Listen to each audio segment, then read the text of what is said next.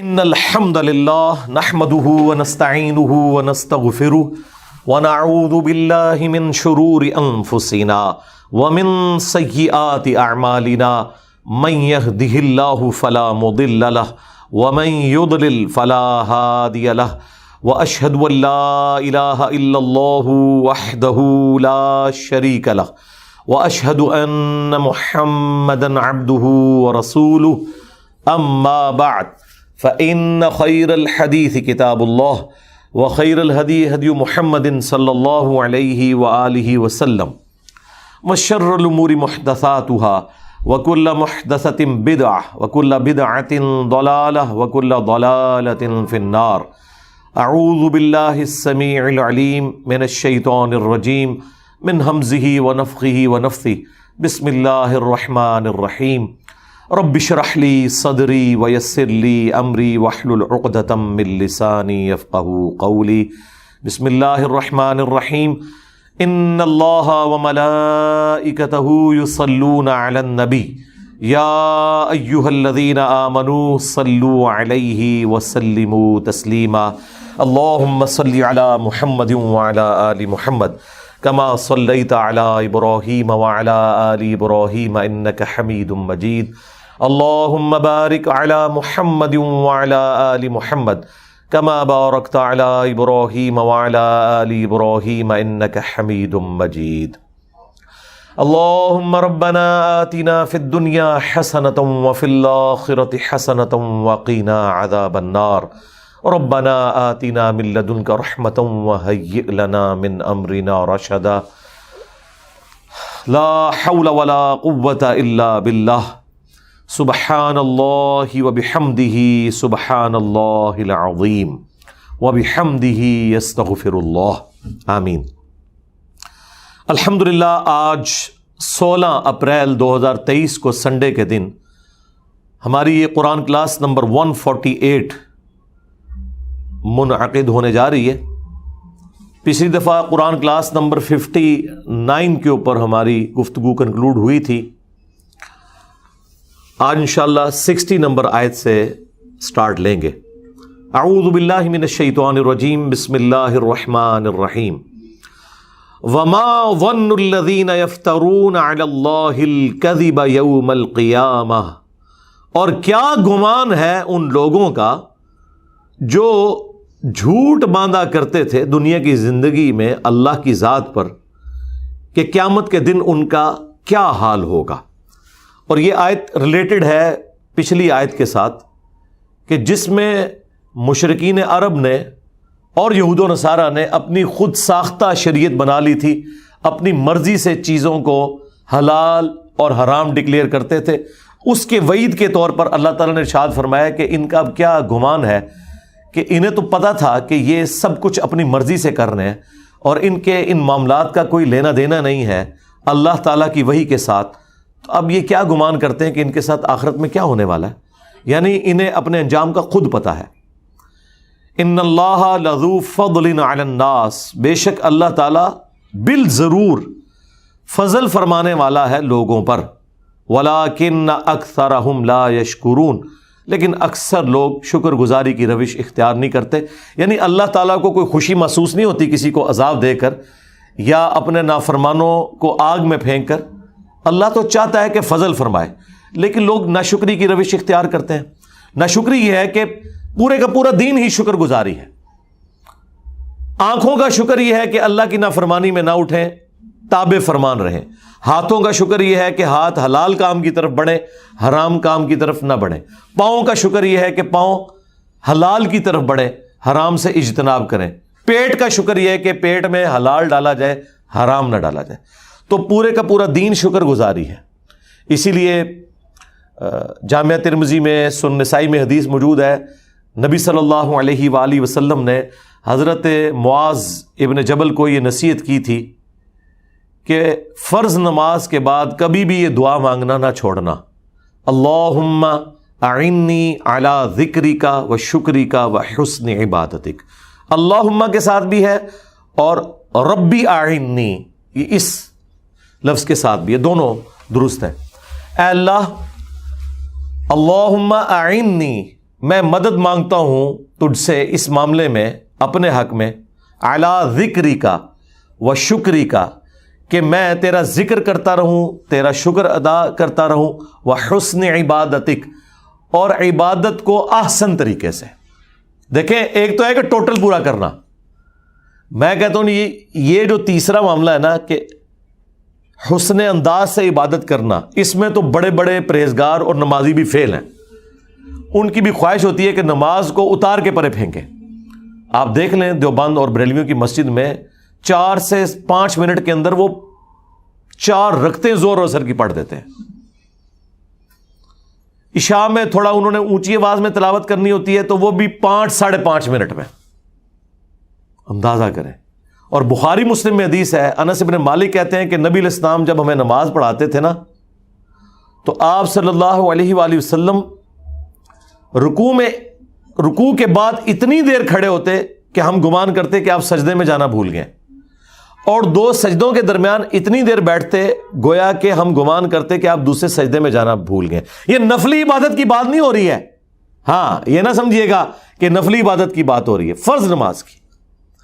اور بخاری مسلم میں حدیث ہے، انس بن مالک کہتے ہیں کہ قیام اور تشہد کو چھوڑ کے نبی علیہ السلام کی باقی جتنی نماز کے ارکان ہیں نا وہ برابر ہوتے تھے، یعنی جتنا آپ رکوع کرتے تھے نا اتنا ہی رکوع کے بعد کھڑا ہوتے تھے قومے میں، اور جتنا لمبا سجدہ کرتے تھے نا اتنا ہی 2 سجدوں کے درمیان بیٹھا کرتے تھے۔ اب وہ رکوع اور سجدے کتنے ہوتے تھے وہ سنن نسائی میں موجود ہے۔ انس بن مالک کہتے ہیں کہ ہم نبی علیہ السلام کے پیچھے نماز میں رکوع اور سجدے کی تسبیحات 10 تک شمار کر لیا کرتے تھے۔ جی 3 تو آخری درجہ ہے، 10 تسبیحات۔ تو اس سے جو میں نے کیلکولیشن کی ہے نا، نبی علیہ السلام کی ظہر اور عصر کی نماز بھی ایٹ لیسٹ 20 سے 25 منٹ کی ہوتی تھی، اور فجر اور عشاء تو پونے گھنٹے کی۔ لیکن آخری درجے کی بھی پڑھی جائے اگر، جو خود اللہ کے نبی نے اجازت دی ہے نا، ظاہر ہے نبی علیہ السلام نے ہی فرمایا نا 3 تسبیحات کا، جامع ترمذی میں بھی، مصنف ابن ابی شیبہ میں موجود ہے کہ کم از کم 3 تسبیحات۔ آخری درجے میں بھی آپ نماز ادا کریں نا تو 2 رکعتوں کے لیے کم از کم 6 منٹ چاہیے آپ کو، 5 سے 6 منٹ، اور 4 رکعتوں کے لیے کم از کم 9 سے 11 منٹ چاہیے آپ کو۔ چلیں آپ وہ 25 منٹ والی نہیں پڑھ سکتے، کم از کم 9 سے 11 منٹ والی تو 4 رکعتیں پڑھیں نا، جن میں آپ تسبیحات کا اہتمام کریں، آپ قرآن کی قرات اس طرح کی کریں کہ آپ کو خود سمجھ بھی آ رہا ہو کہ آپ کیا اللہ سے مانگ رہے ہیں۔ یہ تو نہیں ہے کہ 2 منٹ میں پڑھ کے۔ اور سب سے بڑا جو شیطان کا وسوسہ یہ ہے نا کہ آپ اس حالت میں نماز سٹارٹ کریں کہ آپ یہ سوچیں کہ میں نے اتنی دیر تک ختم کرنی ہے، پھر تو ظاہر ہے کہ پوری کی پوری نماز ہی آپ کی فارغ ہوگی۔ آپ کی نماز اس ڈرائیور کی مانند ہے کہ جو اوور سپیڈنگ کر رہا ہے اس چکر میں کہ میں ٹائم پہ پہنچ جاؤں، اور ایسے لوگوں کے لیے سڑک کے اوپر لکھا ہوتا ہے کہ کبھی نہ پہنچنے سے دیر سے پہنچنا بہتر ہے۔ ہاں، تو کبھی نماز نہ پڑھنے سے آہستہ نماز پڑھنا بہتر ہے، وہ تو قبول ہی نہیں ہونی۔ مسند احمد میں حدیث ہے سب سے بدترین چور وہ ہے جو نماز میں چوری کرتا ہے۔ پوچھا گیا کون سا چور ہے؟ فرمایا جو رکوع اور سجدے جو ہے وہ اس طرح کرتے سے ٹھونگیں ماری جاتی ہیں فوراً سے۔ کئی لوگ تو قوما کرتے ہی نہیں، رکوع کے بعد صحیح طریقے سے کھڑے ہی نہیں ہوتے، 2 سجدوں کے درمیان بیٹھتے ہی نہیں، تسبیحات تو آتے ہی کوئی نہیں۔ تو یہ ایک بڑا کریٹیکل ایشو ہے۔ شکر سے میں نے سٹارٹ لیا تھا، تو شکر یہ ہے کہ آپ نے ذوق و شوق کے ساتھ عبادت کرنی ہے۔ اللہم اعنی، اے اللہ میری مدد فرما، علی ذکری کا، کہ میں تیرا ذکر کرتا رہوں، و شکری کا، اور تیرا شکر ادا کرتا رہوں، و حسن عبادتک، اور عبادت جو بھی کروں نا حسن عبادت کا حسن اس میں نظر آنا چاہیے، ایسی میں عبادت کروں، اور اس کے لیے پھر پروٹوکول کے ساتھ آپ کو عبادت کرنی ہوگی۔ بڑی شاندار ایک آیت آ رہی ہے اسپیسیفکلی نبی علیہ السلام اور ان کے جانثار ساتھیوں اور اہل ایمان کے لیے، تاکہ انہیں یہ یقین آ جائے کہ وہ جو کچھ اللہ کے لیے کر رہے ہیں نا، اللہ تعالیٰ ہر لمحے میں انہیں دیکھ رہا ہے۔ جب آپ کی یہ کیفیت ہو کہ جس کے لیے آپ مشقت اٹھا رہے ہیں وہ آپ کو اس وقت لائیو دیکھ رہا ہے، تو وہ تکلیف جھیلنا آپ کے لیے آسان ہو جاتی ہے۔ تو یہ اللہ تعالیٰ نے کانسیپٹ دیا ہے. آپ دنیا میں بھی جس دوست کے لیے قربانی کر رہے ہیں نا، اور عین اس تکلیف میں وہ دوست آپ کو دیکھ رہا ہو کہ اس کو میری وجہ سے یہ تکلیف اٹھانی پڑ رہی ہے، تو آپ کو وہ تکلیف اٹھانا آسان ہو جاتا ہے کہ جس کے لیے کر رہا تھا اسے تو پتا چل گیا آج میں نے اپنی دوستی منوا لی اس سے. اور دنیا میں ساری دوستیاں اسی بنیاد پہ چل رہی ہیں. خاوند پوری زندگی اپنی بیوی کو یہ بتانے کی کوشش کرتا رہتا ہے میں تیرے ساتھ مخلص ہوں، بیوی اپنے خاوند کو بتانے کی کوشش کرتی رہتی ہے. اور کبھی زندگی میں کبھی کبھار اس طرح کے لمحات بھی آتے ہیں کہ وہ این ایونٹ یہ ڈیسائیڈ کر دیتا ہے کہ آج جو ہے نا میرے خاوند نے میرے لیے سٹینڈ لیا ہے، یا آج میری بیوی نے میرے لیے سٹینڈ لیا ہے. وہ ایک لمحہ آپ کی پوری زندگی کے اوپر بھاری ہوتا ہے، کیونکہ آپ منوانے میں کامیاب ہو جاتے ہیں اور وہ تکلیف گزارنا بھی آپ پہ آسان ہو جاتا ہے اگر آپ تکلیف میں بھی ہو. تو جس اللہ کے لیے ہم یہ زندگی تکلیف میں کاٹتے ہیں، اگر آپ کو یہ یقین ہو کہ عین اس لمحے میں اللہ آپ کو دیکھ رہا ہے تو تکلیف جھیلنا آسان ہے. لوگ کہتے ہیں حسین ابن علی نے اتنی بڑی قربانی کربلا میں کیسے دی؟ بھائی حسین ابن علی ریئل ٹائم یہ چیز فیل کر رہے تھے کہ اس وقت میں اپنے رب کی خاطر، اس کے محبوب کے دین کی خاطر یہاں آیا ہوں. ان کے لیے وہ تکلیف جھیلنا آسان ہوگی. اور یہی اس طرف اشارہ ہے. وما تکون فی شأن، اور اے نبی تم کسی حال میں بھی ہو، وما تتلو منہ من قرآن، اور جب کبھی بھی تم قرآن کی تلاوت کر رہے ہوتے ہو کبھی ایسا نہیں ہوتا، ولا تعملون من عمل، اور نہ کوئی عمل تم کر رہے ہوتے ہو نیکی کا.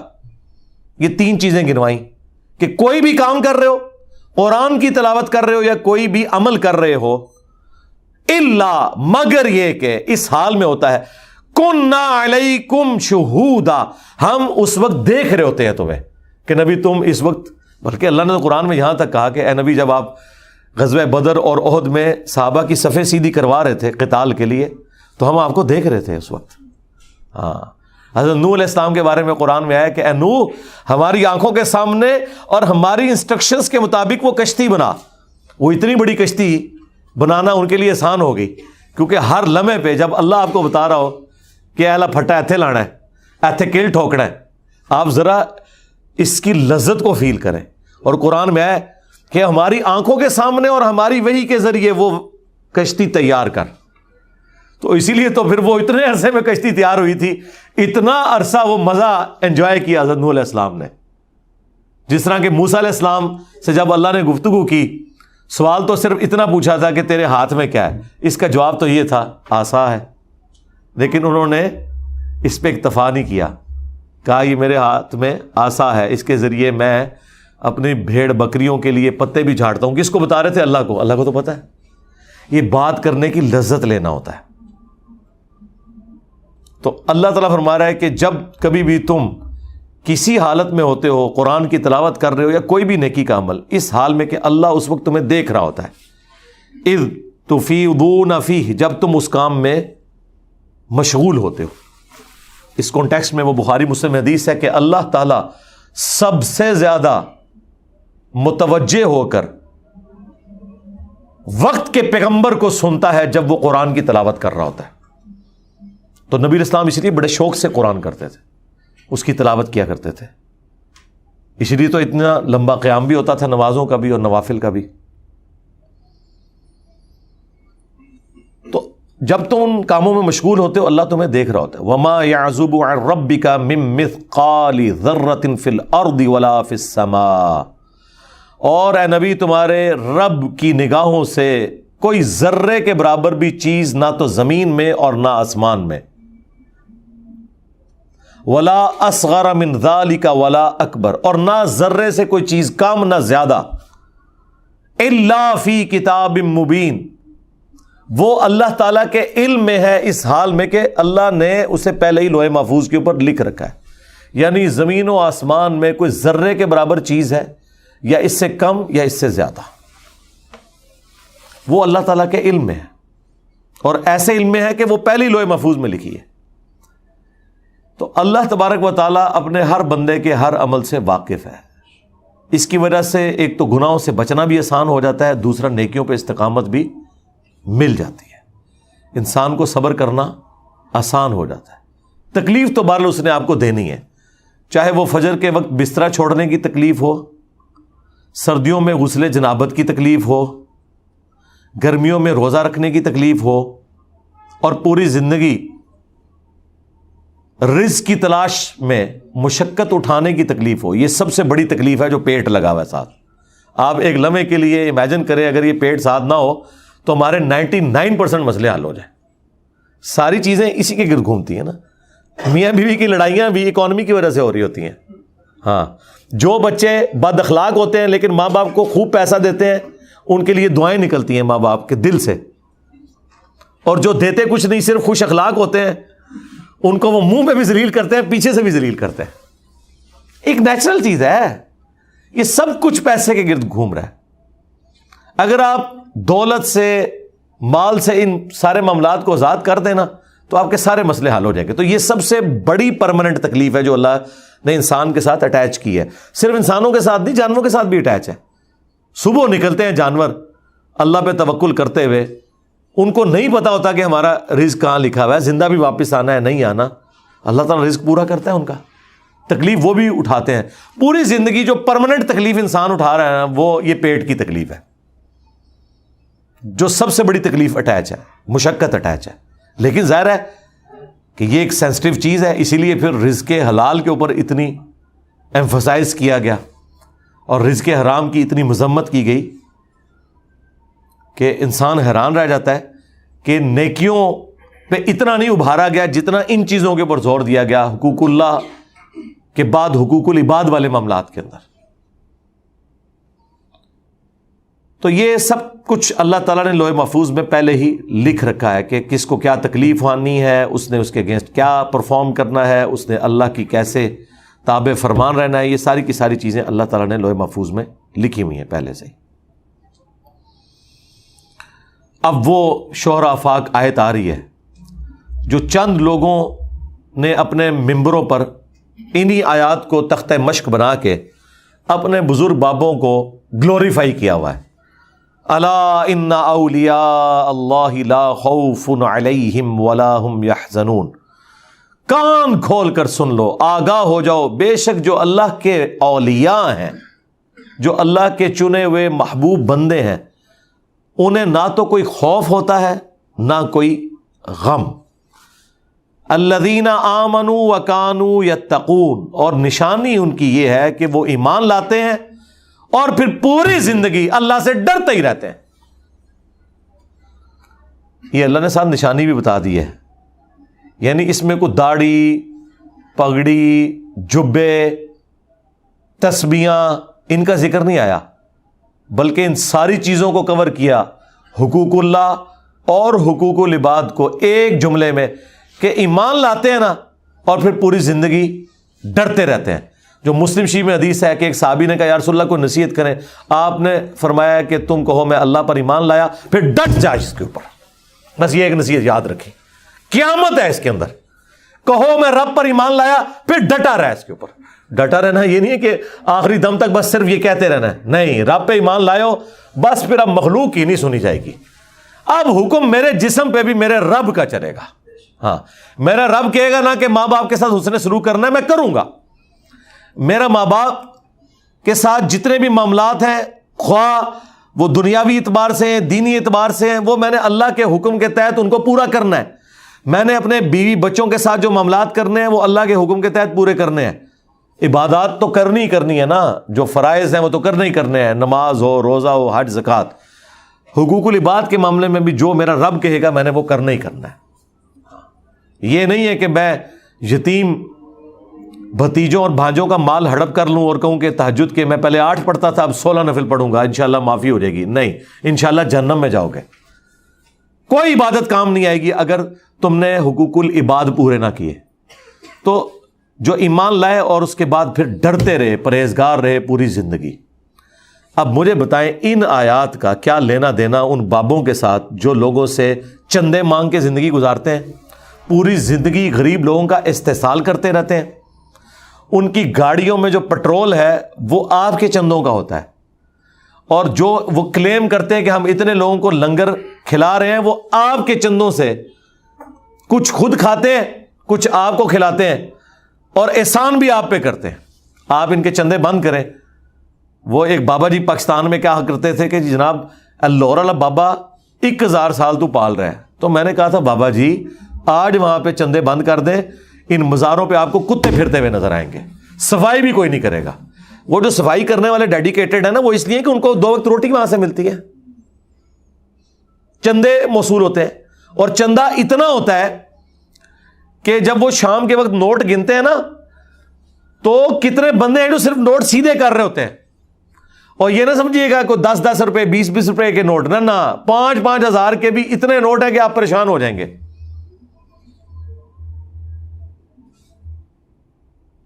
درجنوں لوگ تو نوٹ گن رہے ہیں، اور انہی سے ہی یہ سارے معاملات چل رہے ہوتے ہیں، اور آپ کو دھوکہ یہ دیا ہوا ہے کہ روحانی طور پہ چل رہے ہیں.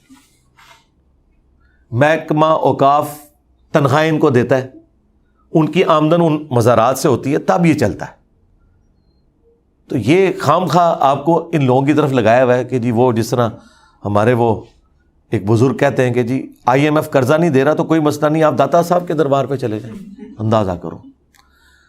اور بھائی وہ دربار تو خود چندوں پہ چل رہا ہے، پاکستانیوں کے چندے پہ. انہوں نے کو پہلے پاکستانیوں نے چندے واپس کرو. جس طرح ہم IMF کے مقروض ہیں نا، یہ دربار سارے پاکستانی عوام کے مقروض ہیں. ہاں، ایران میں وہ کہا جاتا ہے کہ گورنمنٹ آف ایران جو ہے وہ مشہد کی مقروض ہے. وہاں پہ بہت بڑا مزار ہے امام علی ابن موسیٰ رضا کا علیہ السلام. تو وہاں پہ تو لوگ سونے کی، عورتیں اپنی بالیاں اور کڑے بھی جو ہے نا وہ نذرانے کے طور پہ پھینک کے چلی جاتی ہیں. اتنا مال ہوتا ہے وہاں پہ. تو یہ چندوں کے اوپر یہ سارے معاملات چل رہے ہوتے ہیں. تو اللہ تو فرما رہا ہے نیک بندے وہ ہیں کہ جو نہ کسی خوف میں ہوتے ہیں نہ غم میں، یعنی انہیں کوئی پیٹ کا خوف نہیں ہوتا کہ ہمیں لوگوں نے کھلانا ہے. وہ خود اللہ کہ نبی کی سنت کے مطابق رزق حلال کماتے ہیں، انہیں کوئی غم نہیں ہوتا. یہ تو ہر وقت خوف اور غم کی کیفیت میں رہتے ہیں. سارے پیروں نے باڈی گارڈ رکھے ہوئے، آپ دیکھ لیں، نہیں رکھے ہوئے. ایک ٹائم کا وہ 2 کلو جو ہے چھوٹا گوشت کھاتے ہیں، اس کے بغیر تو وہ سٹارٹ ہی نہیں ہوتے. وہ بھی بھنا ہوا بغیر روٹی کے، ڈائریکٹ مسالے والا گوشت. تو وہ تو بیچارے ہر وقت خوف اور غم کی حالت میں رہتے ہیں. تو اللہ کے بندے وہ ہیں جو اللہ کے ساتھ اپنا تعلق مضبوط کریں. باقی تکلیف تو ظاہر دنیا میں آنی ہے. یہ نہیں ہونا کہ کوئی ولی اللہ بیٹھا ہے اس کے پاس ایک پٹاخہ چھوٹے اور وہ یوں نہیں کرے گا. کرے گا. دیکھیں اوتال قادری صاحب جلسے کے دوران اسپیکر میں سے جب وہ پھٹنے کی آواز آئی ہے تو ان کی کیا حالت ہوئی ہے. اس کے علاوہ بھی سارے اولیاء اللہ اسی طرح ہی کرتے ہیں، ایسے تو کوئی مسئلہ نہیں ہے. تو یہ وہ ڈسکس نہیں ہو رہا. یعنی دنیا اور آخرت میں اللہ کے ساتھ ان کا تعلق ایسا ہے کہ وہ مخلوق کا نہ کوئی خوف رکھتے ہیں، نہ کوئی اس اعتبار سے غم رکھتے ہیں کہ ہمیں کوئی تکلیف پہنچا سکتا ہے. اور نشانی ہے کہ وہ ایمان لاتے ہیں اور پرہیزگاری کی روش اختیار کرتے ہیں. ہر وقت اللہ سے ڈرتے رہتے ہیں کہ میں نے کوئی عمل ایسا نہیں کرنا کہ میرا رب مجھ سے ناراض ہو جائے. تو یہ ہیں جی اولیاء اللہ. تسی بڑھائے رہے ہیں بابے جو نماز بھی نہیں آمدی، ان کے لیے ہے لہم البشرا فی الحیات الدنیا. ایسے لوگوں کے لیے دنیا کی زندگی میں بھی خوشخبری ہے، وفی الآخرہ اور آخرت میں بھی. لا تبدیل لکلمات اللہ، اور اللہ کے کلمات نہیں بدلتے. یعنی اللہ نے یہ جو فیصلہ کیا ہے نا کہ ایسا ہوگا ایسا ہی ہوگا.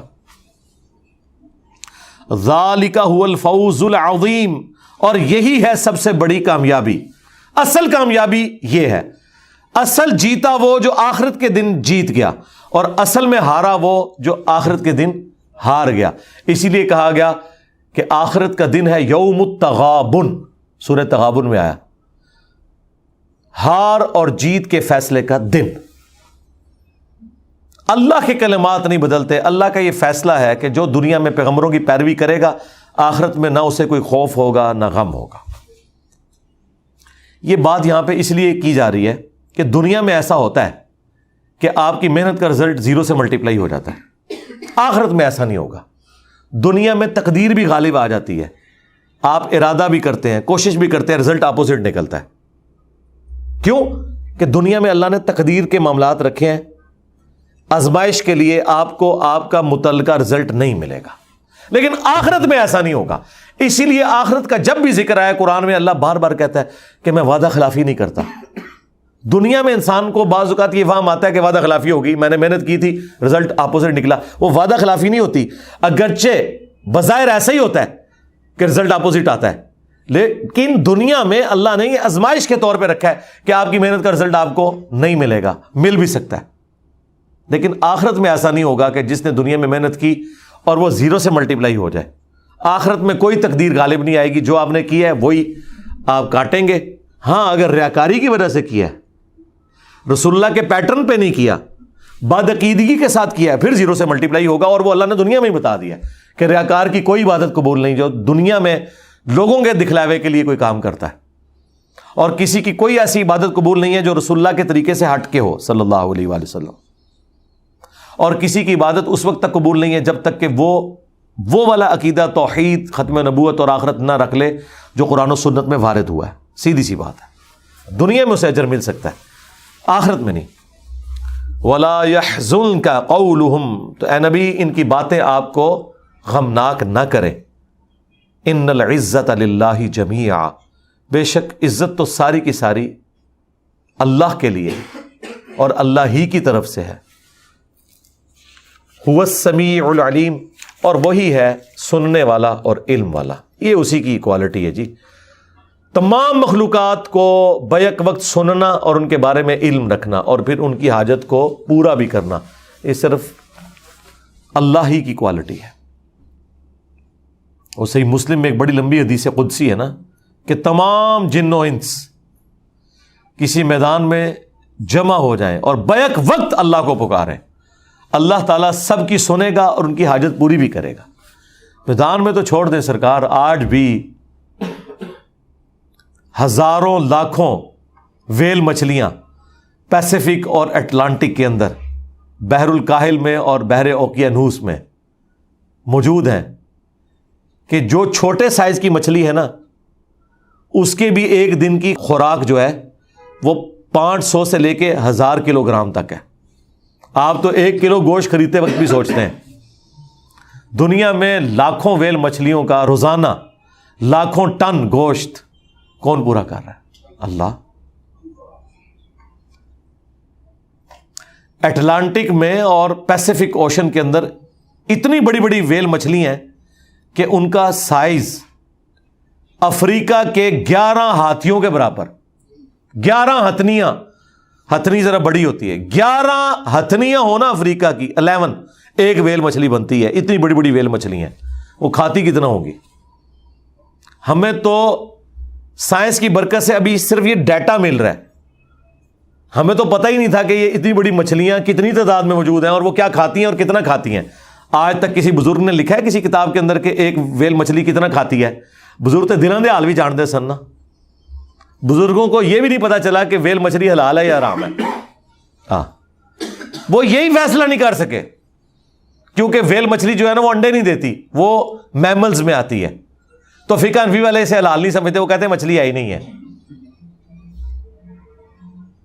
اور ہم نے بخاری مسلم سے بتایا تھا کہ ابو عبیدہ ابن جرح کو جب نبی علیہ السلام نے ایک غزوے کے لیے جہاد میں بھیجا تو وہ کہتے ہیں کہ بھوکے تھے ہم, تو اللہ تعالیٰ نے سمندر کے ساحل پر ایک اتنی بڑی مچھلی ڈالی کہ ہم 15 دن تک کھاتے رہے پورا قافلہ.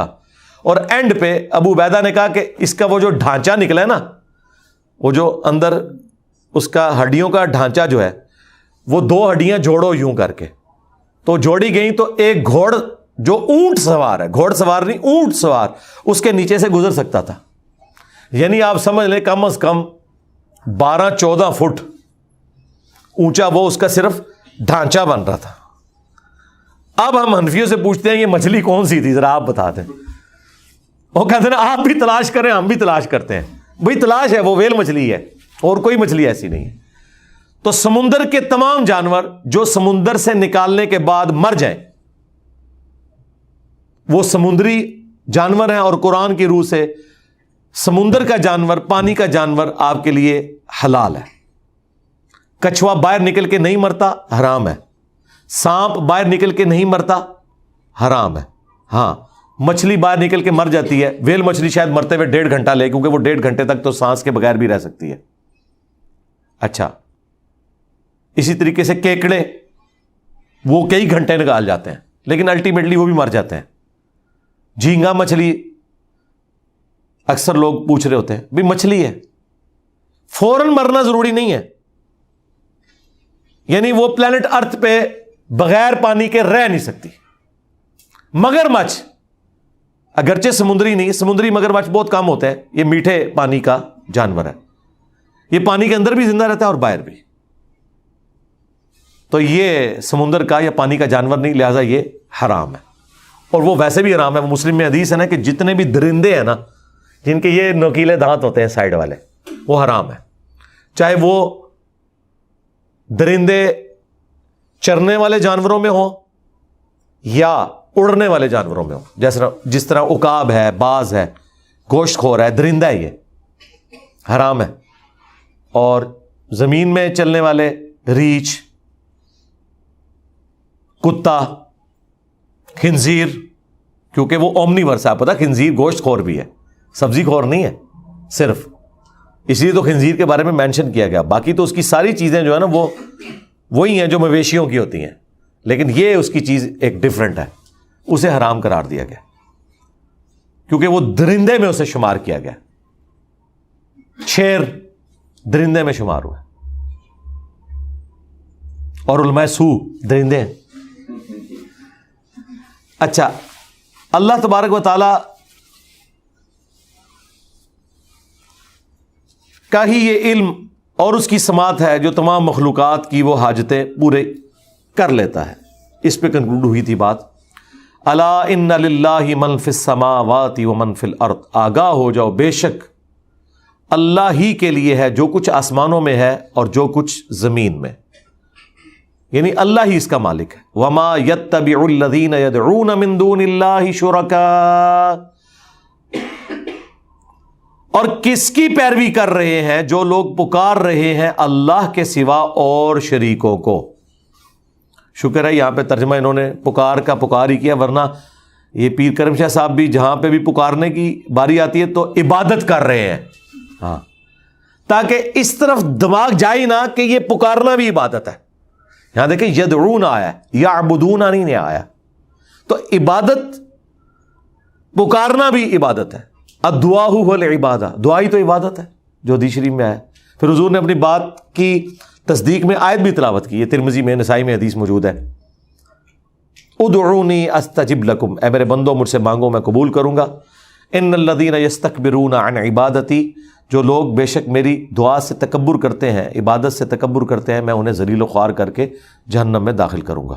اللہم لا تجعلنا منہم اللہم اجرنا من النار. تو اللہ تعالیٰ فرما رہے ہیں کہ کس کی پیروی کر رہے ہیں کہ اللہ کے سوا اور ہستیوں کو پکار رہے ہیں. پھر اللہ نے خود ہی جواب دے دیا، ان یتبعون الا الظن، یہ اپنے گمان کی پیروی کر رہے ہیں. کہتے ہیں نا میرا وجدان تو یہ کہتا ہے جی، ساڈا تے عقیدہ ہے جدوں ہی اتنے جائی دینا جی کام ہوتا ہے، یہ اس کی پیروی کر رہے ہیں. وَإِنْهُمْ إِلَّا يَخْرُصُونَ، اور یہ تو صرف اٹکل پچو سے کام لے رہے ہیں، اندازے مقرر کر رہے ہیں، کوئی علمی بات ان کے پاس نہیں ہے. اس قسم کے کئی معاملات باقیوں نے بھی رکھے ہوئے ہیں. یہ جو توہمات ہے نا اور اٹکل پچو، اس کو یا وہی کا علم ختم کرتا ہے یا سائنس کا علم. گورے کو اگر ٹنڈولکر جا کے یہ بتائے نا کہ جب میں فلاں مندر سے فلاں کلر کا رومال باندھتا ہوں تو جتنے میچوں میں نے باندھا تو سینچری ہوئی، اور وہ ہو بھی جائے، وہ کہیں گے ایسے نہیں سرکار، ہم 100 دفعہ ایکسپیریمنٹ پرفارم کریں گے، اور 100 کی 100 دفعہ اگر آپ کی بات ٹھیک ہوئی تو مان لیں گے. اور آپ کو ہی پتا کہ ایسا نہیں ہوگا. کبھی کوئی تگڑا بالر ٹکر سکتا ہے، شعیب اختر بھی کو ٹکر سکتا ہے، تو آپ 99 پہ بھی آؤٹ ہو سکتے ہیں. ٹھیک ہے، گورا نہیں ایسے مانے گا. یوراج سنگھ نے انگلینڈ کے بالر کو اوور شروع ہونے سے پہلے دھمکی دی تھی کہ میں تجھے اگلے اوور میں دیکھوں گا، اور 6 بالوں میں 6 چھکے مار دیے.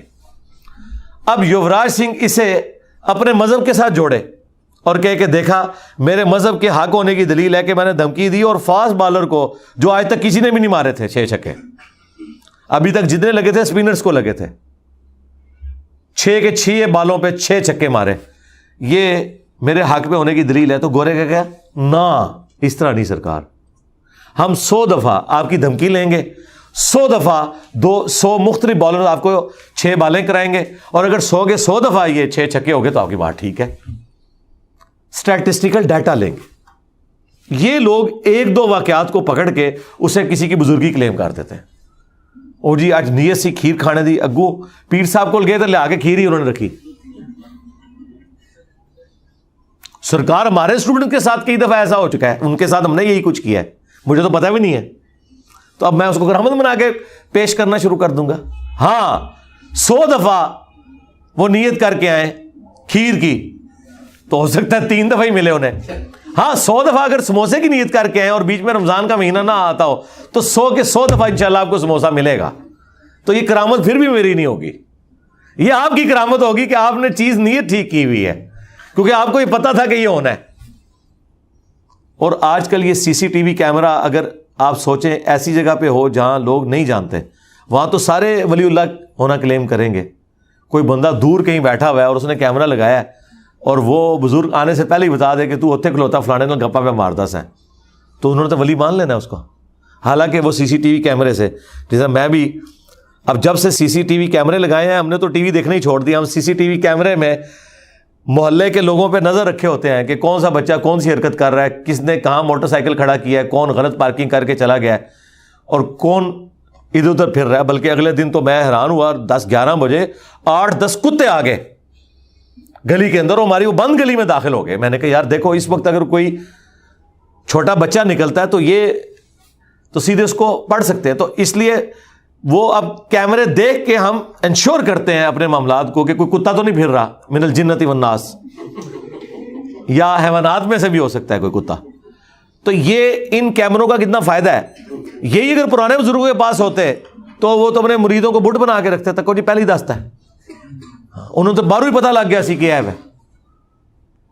تو یہ تمام چیزیں سائنس کی برکت سے پکڑی جاتی ہیں یا وحی کی برکت سے، یہ توہمات ہے۔ اسی لیے اسلام نے ہمیں حکم دیا وَلَا تَقْفُ مَا لَيْسَ لَكَ بِهِ عِلْم، اے انسان کسی چیز کی پیروی اس وقت تک مت کرنا جب تک تیرے پاس ڈیفینیٹ علم نہ آ جائے۔ إِنَّ السَّمْعَ وَالْبَصَرَ وَالْفُؤَادَ كُلُّ أُولَٰئِكَ كَانَ عَنْهُ مَسْئُولًا، بے شک کان، آنکھیں اور عقل، دل ہو یا دماغ، اس کے بارے میں پوچھا جائے گا کہ تم نے ان اعضاء کو استعمال کر کے حق بات تک علم کے ذریعے پہنچنے کی کوشش کیوں نہیں کی۔ تو یہ اللہ تعالیٰ نے فرما دیا کہ یہ صرف اپنے گمان کی پیروی کر رہے ہیں اور اٹکل پچو سے کام لیتے ہیں۔ هُوَ الَّذِي جَعَلَ لَكُمُ اللَّيْلَ لِتَسْكُنُوا فِيهِ، وہی اللہ ہے جس نے تمہارے لیے رات بنائی تاکہ اس میں آرام کرو۔ اور یہ عمومی حکم ہے، ظاہر ہے جہاں پہ ٹائم ٹیبل وہ نائٹ شفٹس والا ہے وہاں تو پھر یہ اپلائی نہیں ہوتا اس حوالے سے کہ آپ اسے کوئی فرض سمجھیں کہ رات کو سونا ضروری ہے اور دن کو کوئی شخص سو نہیں سکتا، یا دن کو کام کرنا ضروری ہے رات کو کوئی کر نہیں سکتا۔ عموماً ایسا ہے اور یہ صحت کے لیے بہتر بھی ہے۔ وَالنَّهَارَ مُبْصِرًا، اور دن کو بنایا روشن۔ پاکستان میں ایک دن اخبار بھی نکلتا ہے، آپ کو پتہ، اس کے اوپر نا یہ آیت کا ٹکڑا لگایا ہوا ہے انہوں نے، وَالنَّهَارَ مُبْصِرًا، اور ہم نے دن کو روشنی کا ذریعہ بنایا۔ وہ زو مانی جملہ بول رہے ہوتا ہے کہ یعنی یہ ہم اس سے لوگوں کو ایجوکیٹ کر رہے ہیں۔ آیت قرآن کی ہے لیکن قرآن نے اسپیسیفکلی اس اعتبار سے نہیں اس کو بیان کیا ہوا، جیسا یوفون بھی آتا ہے قرآن میں۔ ہاں یوفون، انہیں پورا یعنی وہ اپنی نظر کو پورا کرتے ہیں، یوفون، لیکن وہ یوفون انگریزی والا یوفون نہیں ہے، نہ ہمارا موبائل ہے وہ یوفون۔ ان فی ذلک لآیات لقوم یسمعون، بے شک اس میں نشانیاں ہیں ان لوگوں کے لیے جو بات سن لیتے ہیں۔ اچھا سن تو سارے رہے ہیں؟ نہیں، سننے کا سا سنے، سنتے تو سارے ہیں۔ ایاک نعبد و ایاک نستعین، فجر کی نماز پڑھ کے سن کے ساتھ ہی دربار پہ بھی بابے سے مانگ کے گھر آتے ہیں، تو وہ سن نہیں رہے اور سن، ہاں اور پڑھ پڑھا کے سننی نہیں، سن سنا کے سننی، ٹنی سن ٹن ہوئے۔ تو یعنی یہ تمام چیزیں ان کے لیے ہیں توحید کی باتیں جو واقعی بات کو غور سے سنیں۔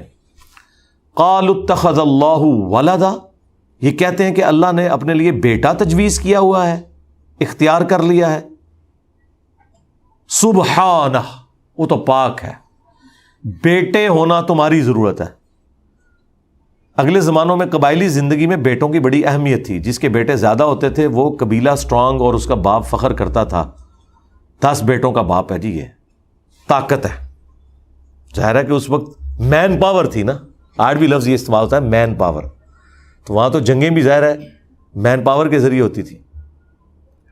تو اولاد ضرورت ہے انسانیت کی، ایک مین پاور کے طور پر، اور دوسرا ہر انسان کی خواہش ہے کہ اس کی نسل آگے چلے جو اس کے نام کو زندہ رکھے. اس لیے آپ دیکھیں بڑے بڑے لوگ بھی الٹیمیٹلی جاتے جاتے اپنے بچوں کو اپنی مسجد کے اوپر چھوڑ کے چلے جاتے ہیں. جس طرح ہمارے استاد ڈاکٹر سراج صاحب کے بارے میں لوگ کہتے ہیں پوری زندگی خلافت کی بات کرتے رہے اور جاتے ہوئے ملوکیت کر گئے، اپنے بیٹے کو بنا کے چلے گئے. مس ہینڈل تو ہوا. اور یہ میں بتاؤں یہ ان کے ساتھیوں نے انہیں گمراہ کیا. انہوں نے انیشلی جو کمیٹی بنائی تھی ان میں ان کا بیٹا شامل نہیں تھا. جو 10 بندے اسکروٹنگ کر کے ان میں سے ایک بننا تھا نا، ان میں ان کا بیٹا نہیں تھا. بعد میں لوگوں نے کہا کہ جی یہ بیٹا ہونے کی وجہ سے اسے محروم کر دیا جائے، اس کی بھی بڑی خدمات ہے. پھر شامل کیا اور کرتے کرتے اسکروٹنگ ہوتے وہ اسی کا نام نکال لیا. اندازہ کریں جو ان بزرگوں کی آدھی عمر کے لوگ تھے کہ جن کی شروع سے قربانیاں تھیں. خیر اب تو ان کا وہ تھوڑا یعنی دماغی ایشو ہے، وہ ان کی میموری لاس ہو چکی ہے اور شارٹ ٹائم میموری ان کی ختم ہوگی. تو پھر اب انہوں نے اپنے امیر چینج کیا. اب ویسے انہوں نے ڈاکٹر سراج صاحب کے بیٹے تھے ان میں سے کسی کو نہیں بنایا، بلکہ الگ سے انہوں نے ان کو بنایا. کیا نام ہے جی ان کا؟ ہاں، شجاع الدین شیخ صاحب. ماشاءاللہ وہ ڈیزرونگ ہیں، واقعی کمپیٹنٹ بھی ہیں، اور ماشاءاللہ ڈاکٹر صاحب کے مشن کو اسی طریقے سے تن من دھن لگا کے آگے لے کے چل رہے ہیں. تو میں نے آپ کو بتایا کہ ہوتا یہی ہے کہ انسان کی خواہش ہوتی ہے کہ اس کی اولاد اس کا مشن لے کر چلے. تو اللہ طرف مارا ہے کہ اللہ تعالیٰ تو کوئی اولاد نہیں رکھتا. سبحانہ، وہ پاک ہے. هو الغنی، اور وہ بے پرواہ بھی ہے. مطلب کیا ہے اس کا؟ کہ اولاد تمہاری ضرورت ہے. جس نے مر جانا ہے کہ اس کا مشن آگے چلے. اللہ کو تو موت نہیں آنی. اولاد تمہاری ضرورت ہے کہ تمہیں بڑھاپے میں وہ تمہاری کیئر کرے، اور اللہ بے پرواہ ہے. هو الغنی. اللہ کی ضرورت اولاد ہو ہی نہیں سکتی، اس لیے اس نے اپنی اولاد نہیں رکھی. لیکن اللہ نے ساتھ یہ کہا کہ اگر اللہ نے اولاد رکھنی ہوتی نا، سورہ زمر کے سٹارٹ میں ہے کہ اگر اللہ کو شوق ہوتا نا کوئی اس طرح کا، کوئی اس کی خواہش ہوتی کہ اولاد ہو، تو ہم اپنی مخلوق میں سے جسے چاہتے چن لیتے. وہ والا معاملہ پھر بھی نہیں ہونا بگاٹن سن والا، لم یلد ولم یولد. نہ اللہ نے کسی کو جنا، نہ اللہ کو کسی نے جنا، نہ اس کا کوئی باپ ہے نہ کوئی بیٹا. تو اللہ تعالیٰ ہمارا اگر میں نے اولاد بھی کسی کو بنانا ہوتا نا تو اپنی مخلوق میں سے ہی بناتا، اور وہ خالق اور مخلوق کا فرق پھر بھی رہتا، وہ نہیں ختم ہو سکتا. اللہ ایک ہی ہے. ہاں، اس کی نہ کوئی بیوی، نہ کوئی اس کی اولاد، نہ اس کا کوئی باپ، نہ وہ کسی نبی کا محتاج اپنی دعوت پہنچانے کے لیے. نہیں، یہ نبیوں کی خواہش تو ہو سکتی ہے کہ اللہ تعالیٰ اپنے اس مشن میں ان کو سپورٹ کرے، اور یہ ان کی شان تو ہو سکتی ہے کہ اللہ تعالیٰ کسی کو پیغمبر بنا دے. اللہ کو کوئی فرق نہیں پڑتا. اسی لیے اللہ نے کہا لقد من اللہ علی المؤمنین اذ بعث فیہم رسولا. یہ اللہ کا مومنین پر احسان ہے کہ رسول ان میں آیا. یہ رسول کا احسان نہیں ہے کہ اس نے اللہ کا تعارف کروایا. ہاں، یہاں بالکل الٹ بات ہو رہی ہوتی ہے. اب تو رسول والی بات بھی نکل گئی. اب تو یہ بابوں میں ہی آ کے الجھے ہوئے ہیں.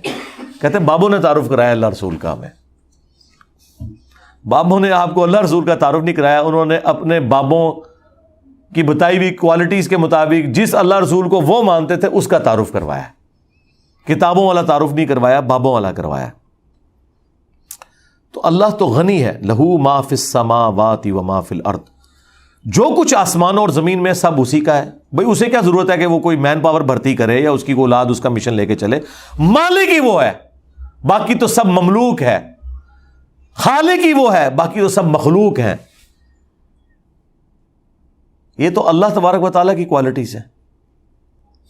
ان عندکم من سلطان بہذا، کیا تمہارے پاس اس کی کوئی دلیل ہے کہ اللہ تعالیٰ کے لیے اولاد ہونا ضروری تھی؟ مشرکین عرب بھی نا فرشتوں کو اللہ کی بیٹیاں کہتے تھے، یہود و نصارہ نے پیغمبروں کے بارے میں کلیم کر دیا. تو اللہ تعالیٰ ہمارا کوئی دلیل ہے؟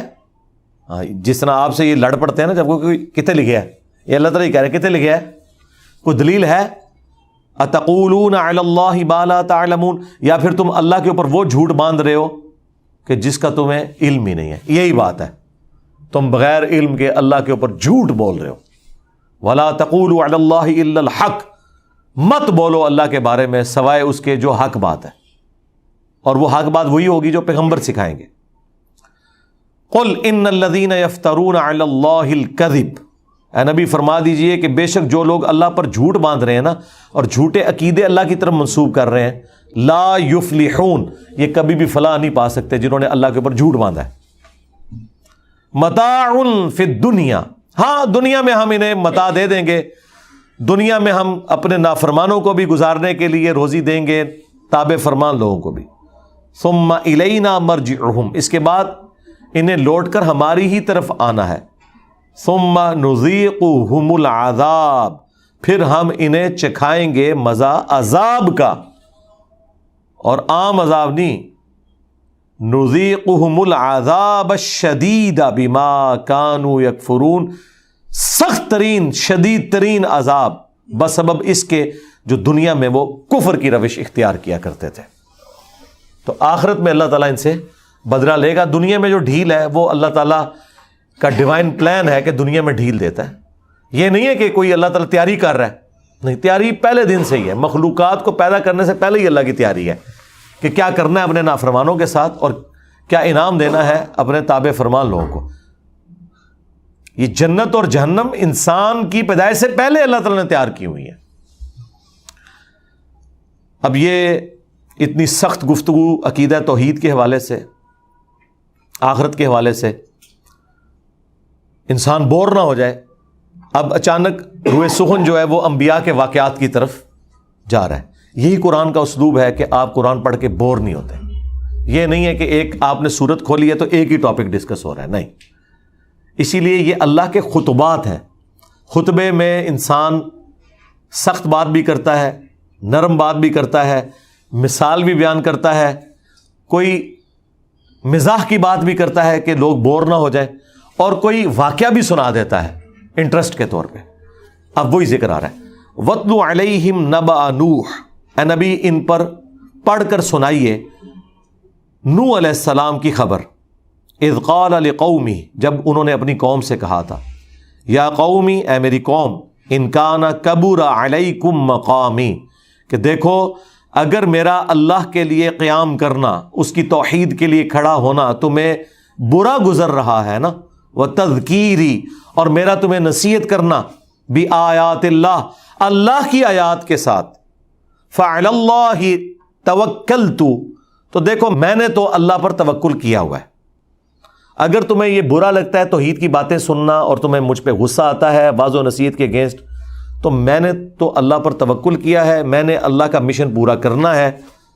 فَأَجْمِعُوا أَمْرَكُمْ وَشُرَكَاءَكُمْ، تو تم بھی اپنے سارے معاملات متفقہ طور پر دیکھ لو اور سارے مخالفین کو، اپنے شریکوں کو جمع کر لو. ثُمَّ لَا يَكُنْ أَمْرُكُمْ عَلَيْكُمْ غُمَّةً، پھر نہ ہو تمہارا یہ فیصلہ کہ تم مجھ پر مخفی رکھو اور کر گزرو جو تم نے کرنا ہے. ثم اقضوا الی ولا تنظرون، جو تم سے ہو سکتا ہے نا کر گزرو، کوئی میرا معاملہ ڈھکا چھپا نہ رکھو، تم نے جو میرے لیے کرنا ہے نا کر کے دیکھ لو اور مجھے کوئی مہلت بھی نہ دو. ولا تنظرون، یہ نبی کا کانفیڈنس ہوتا ہے.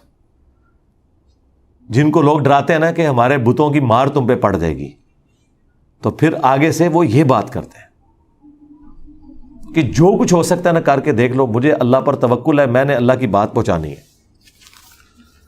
فَإِن تَوَلَّيْتُمْ، بس اگر تم منہ موڑو گے، فَمَا سَأَلْتُكُم مِّنْ أَجْرٍ، تو دیکھو میں نے تم سے کوئی اجر ڈیمانڈ نہیں کیا.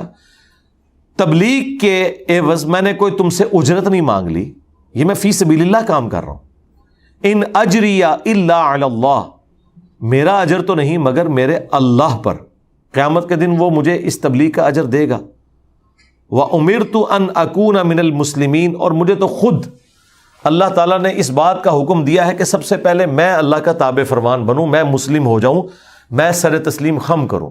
یعنی مراد یہ ہے کہ میں صرف تمہیں آخرت کا ڈر نہیں سنا رہا، میں نے بھی نمازیں پڑھنی ہیں، میں نے بھی شرک سے بچنا ہے، میں نے بھی حرام سے بچنا ہے. جو کچھ میں تمہیں کہہ رہا ہوں نا، سب سے پہلے میں خود اللہ کا تابع فرمان ہوں، میں تو خود ڈیپینڈنٹ ہوں اس کے اوپر کہ میں اس کی ڈیوٹی پوری کر رہا ہوں، صرف تمہیں بتانے نہیں آیا. دنیا میں تو ہوتا ہے نا کہ لوگ صرف بتاتے ہی ہیں. اور یہ بات پیغمبروں کو اس لیے کرنی پڑی کہ پیغمبروں سے پہلے جو ان قوموں میں سردار تھے نا، وہ قوموں کو لیڈ کر رہے ہوتے تھے. اور سردار کیا کرتے تھے؟ استحصال کرتے تھے.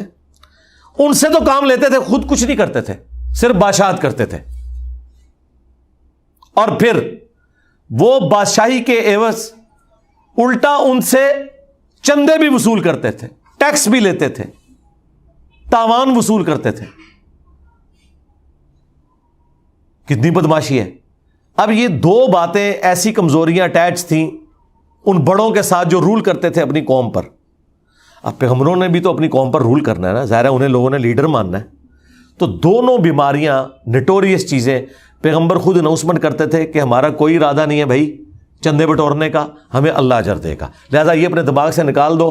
کیونکہ فرعون نے بھی کہا تھا نا یہ بڑا بننا چاہتا ہے یہاں موسیٰ، کیونکہ جو کچھ وہ خود کر رہے تھے نا، جو کام انہوں نے ڈالا ہوا تھا، وہ سمجھتے تھے کہ پیغمبر بھی یہی کام کریں گے. نہیں.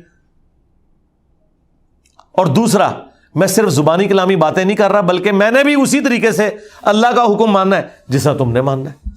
ہمارے نبی سے نہیں 3 دفعہ کہلوایا گیا قل انی اخاف ان عصیت ربی عذاب یوم عظیم. نبی تم فرماؤ کہ میں تو خود اس بات کا خوف رکھے ہوئے ہوں کہ اگر میں نے بھی اپنے رب کی نافرمانی کی تو بڑے دن کا عذاب مجھے بھی آ پکڑے گا. اب مجھے بتائیں اس کے بعد اگر کسی کو سمجھ نہ آئے اور لوگ کسی کے کہنے پر سبحان اللہ کہیں جو یہ دعویٰ کرے کہ میں اس وقت تک جنت میں نہیں جاؤں گا جب تک کہ اپنے سارے مرید جنت میں لے نہ جاؤں، تو اس پہ تو پڑھنا چاہیے لعنت اللہ علی الکاذبین، جھوٹوں پہ اللہ کی لعنت. کیونکہ پیغمبر کے جیسا ہے ہی کوئی نہیں. یہ فراڈیے بابے تو شاہی کوئی نہیں. فراڈ کر رہے ہیں، جھوٹ بول رہے ہیں آپ سے. اور یہ حق بجانب ہے یہ کہنے میں کہ قرآن حدیث ڈائریکٹ نہ پڑھنا، گمراہ ہو جاؤ گے. کیونکہ قرآن حدیث میں تو یہ لکھا ہوا ہے کہ پیغمبر کہہ رہے ہیں کہ دیکھو ہم کوئی چندہ تم سے نہیں مانگتے، اللہ ہمیں دے گا اجر. اور دیکھو ہم خود بھی اللہ کو اسی طریقے سے اوبے کریں گے جس طرح تم سے کروا رہے ہیں. جبکہ بادشاہ کیا کرتے تھے اور قوم کے سردار کیا کرتے تھے کہ چندے ان سے لیتے تھے، اپنے اوپر لگاتے تھے، ان پہ رول کرتے تھے اور کام بھی ان سے کرواتے تھے، خود کچھ نہیں کرتے تھے. بالکل الٹ. اسی لیے آپ دیکھتے ہیں کہ ہمیشہ غریب لوگ پیغمبروں پر ایمان لے آتے ہیں. دیکھا آپ نے وہ جو بخاری میں موجود ہے ابو سفیان کا جو مکالمہ ہوا تھا کیسر روم کے ساتھ ایمان لانے سے پہلے. ہاں تو اس نے یہ پوچھا تھا کہ بتاؤ امیر لوگ ایمان لا رہے ہیں غریب؟ اس نے کہا کہ نہیں وہ غریب ہی لا رہے ہیں. انہوں نے کہا ہاں پیغمبروں پہ غریب لوگ ایمان لاتے ہیں. کیوں بھائی؟ غریب آدمی کا تو حال ویسا ہی ہے. یہ سمجھانے کے لیے کہ وہ ایک بیل کوئی چور چوری کر کے لے کے جا رہا تھا نا، تو اس بیل کو کسی نے کہا کہ شور ڈالو. اس نے کہا کیا مسئلہ ہے؟ اس نے بھی مجھے گھاس ڈالنی ہے، اس نے بھی گھاس ڈالنی ہے، ادھر بھی میں نے مزدوری کرنی ہے، ادھر بھی مزدوری کرنی ہے. بیل کو تو کوئی فرق نہیں پڑتا کہ اس کا مالک کون ہے. اس کی کیا ہمدردی ہو اپنے مالک کے ساتھ؟ اس نے بھی خدمت کرنی ہے، اس نے بھی کرنی ہے. لہذا غریب لوگ ہیں ان کو فرق نہیں پڑتا کہ ان کا مالک یہ ہے یا وہ ہے. اس لیے غریبوں کو بات پہلے سمجھ آ جاتی ہے. وہ کہتے ہیں اچھا اگر یہ مالک ہو کے ہم پہ رول کر سکتا ہے تو مجھے بھی اختیار ہونا چاہیے کہ میں اپنا مالک بدلوں. یہ تو میرے ساتھ زیادتی بھی کرتا ہے، ہو سکتا ہے کوئی دوسرا مجھے بہتر مل جائے. اور پھر دوسرا مالک ایسا ہو کہ جو اپنے صحابہ کے ساتھ اگر کسی سفر میں پڑاؤ پہ ہے تو خود لکڑیاں چن کے لائے. ہائے ہائے ہائے. صحابہ نے اگر پیڑ پہ ایک پتھر باندھا ہوا ہے تو اس سردار نے 2 پتھر باندھے ہوں اپنی بھوک کو کم کرنے کے لیے. تو پھر سرکار لوگ تن من دھن نہ لٹا دیں ایسے سردار کے اوپر، وہ بھی اسی طریقے سے تابع فرمان ہو. اور سردار ایسا ہو کہ چندے نہ لیتا ہو، خود لگاتا ہو. بخاری مسلم میں حدیث ہے نبی علیہ السلام کے سامنے جب مکروز کا جنازہ لایا جاتا تھا آپ کہتے تھے میں جنازہ نہیں پڑھوں گا، تم لوگ پڑھ لو. تا وقت کہ کوئی امیر شخص اس کے قرضہ اتارنے کی ذمہ داری قبول نہ کر لے. کتنا بھلا وقت تھا, لوگوں کی ذمہ داری بھی لے لیا کرتے تھے.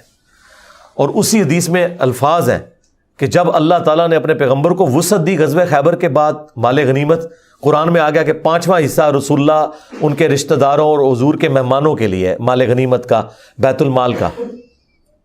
تو اللہ نے وسعت دے دی.